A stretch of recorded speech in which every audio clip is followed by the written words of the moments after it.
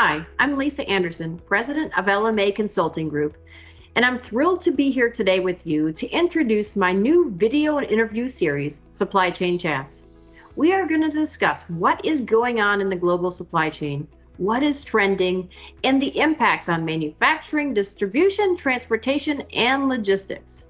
So for example, we're going to talk about the Russia-Ukraine war and its related impacts. We're going to discuss the empty grocery store shelves as it relates to tampons and baby formula and how did we get there. And we're going to talk about and debate inflation, deflation, which is going to happen, what do we do, and how are we going to be successful during these volatile times.